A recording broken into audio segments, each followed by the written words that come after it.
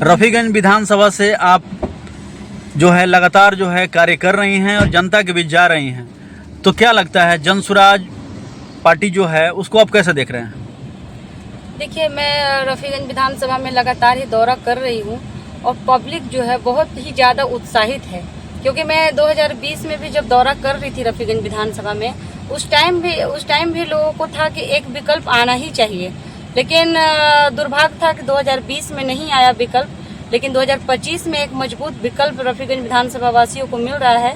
इसलिए वो बहुत खुश हैं, क्योंकि वो भी चाहते हैं कि सत्ता परिवर्तन के साथ साथ व्यवस्था परिवर्तन हो। व्यवस्था परिवर्तन की ये जो लड़ाई इन्होंने छेड़ा है, तो बिहार में कितना कठिन है? देखिए, कोई भी काम अगर कोई भी नेक काम अगर करने आप निकलिएगा तो उसमें कठिनाइयाँ तो आती ही हैं, चुनौतियाँ भी आती हैं, लेकिन हम लोग हर कठिनाई को पार करते हुए अपने मंजिल तक जरूर पहुंचेंगे, क्योंकि प्रशांत किशोर जी की जो सोच है उससे लोग इतना ही ज़्यादा प्रभावित हो रहे हैं, इतने ज़्यादा मतलब चाह रहे हैं कि हमारी जो बिहार की बदहाल व्यवस्थाएं हैं वो बदलनी चाहिए, और उसके लिए पूरे बिहार के लोग उनके साथ हैं। बिहार में जाति और धर्म का काफ़ी उन्माद है, उससे जनसुराज अपने आप को कहाँ पाता है, कैसे अलग करेगा?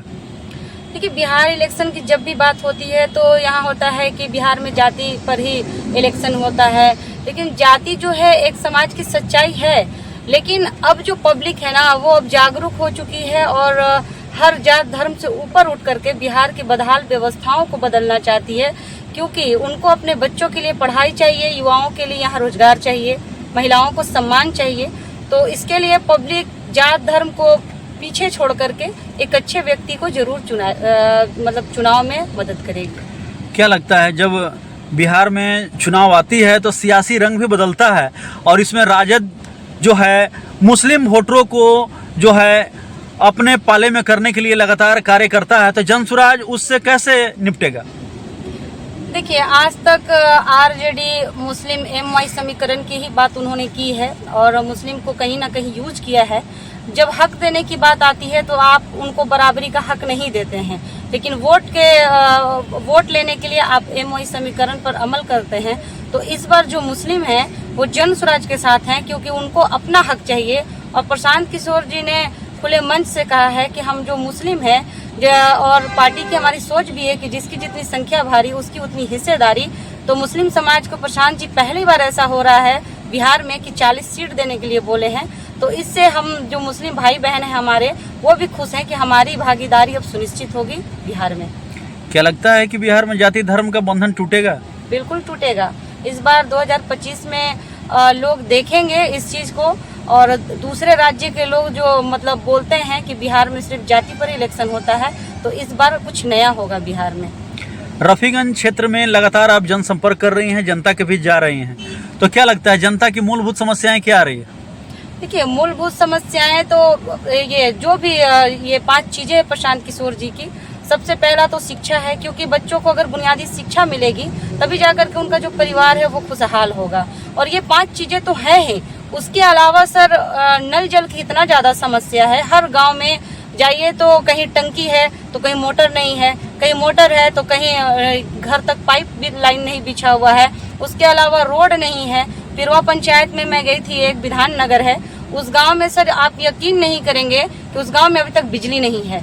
तो ऐसा गांव है कि बिजली नहीं है, सड़क नहीं है। मैंने वीडियो बना करके भी ग्रुप में डाला था कि अगर आपकी गाड़ी आगे जा रही है तो पता ही नहीं कि आगे सड़क भी है कि नहीं है। तो ऐसे ऐसे गांव है रफीगंज में जहां मतलब कोई भी विकास का काम नहीं हुआ है, लेकिन दावा ये किया जाता है कि हम लोगों ने बहुत विकास किया है। तो इस बार पब्लिक पूरे बदलाव के मूड में है, क्योंकि हर जगह सिर्फ लूट और भ्रष्टाचार मचा हुआ है। ब्लॉक वाइज देख लीजिए आप, आधार कार्ड लोग सुधरवाने जाते हैं, मृत्यु प्रमाण पत्र या जन्म प्रमाण पत्र बनवाने जाते हैं, उसके लिए भी उनको घूस देना होता है। दखल खारिज के नाम पर भी उनसे लूटा जाता है। तो इसलिए पब्लिक बहुत ज़्यादा त्रस्त है। तो इस बार बदलाव जरूर होकर के रहेगा। महिला जो होती है काफ़ी जो है वोटिंग कर किसी भी सरकार को बनाती या बिगाड़ती है, तो क्या लगता है महिलाओं का बड़ा वोट जो है कैसे जनसुराज अपने पाले में करेगी?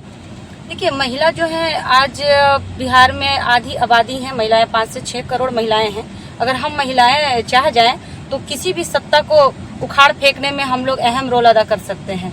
तो महिलाएं इस बार इसलिए जन स्वराज को सपोर्ट कर रही हैं क्योंकि प्रशांत किशोर जी ने जो कहा है कि महिलाओं को आत्मनिर्भर बनाने के लिए, उनको स्वरोजगार से जोड़ने के लिए जो 4% सालाना ब्याज पर उनको लोन दिया जाएगा, उनके हाथ में पूंजी दिया जाएगा। तो हम लोग गांव में जाकर के लोगों को यही बता रहे हैं कि अगर महिलाएं जो हैं गांव में एक पापड़ का फैक्ट्री भी डाल लेंगी तो वो खुद तो आत्मनिर्भर होंगी ही, वो 10-20 महिलाओं को और भी रोजगार दे सकेंगी।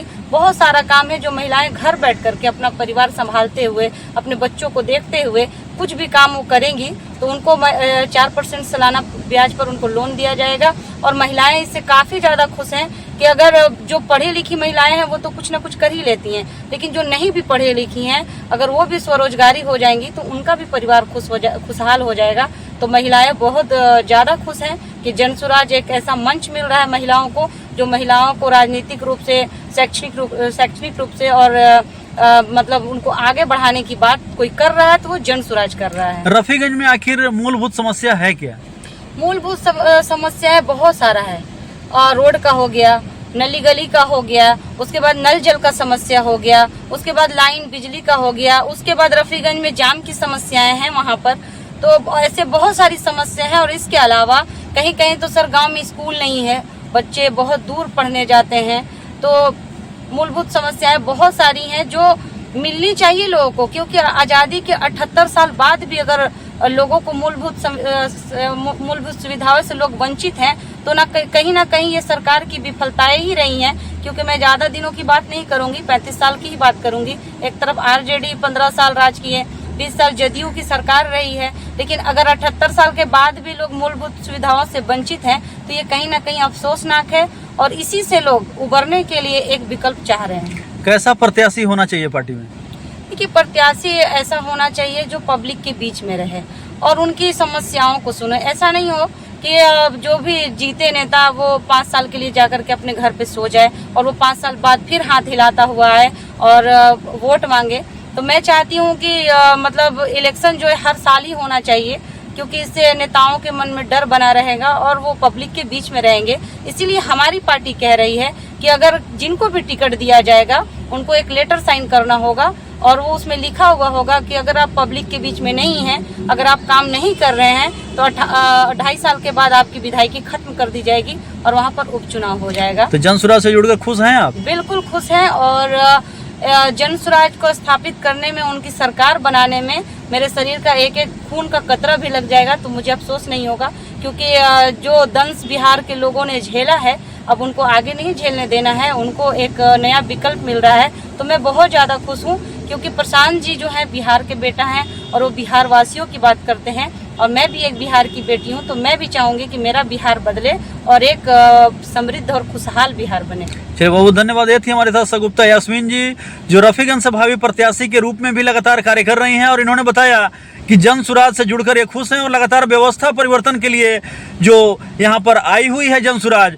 तो व्यवस्था परिवर्तन जनता को भी भा रहा है और लगातार जनता को बता रही है, इसलिए लगातार इसका कारवां जो है वो बढ़ रहा है।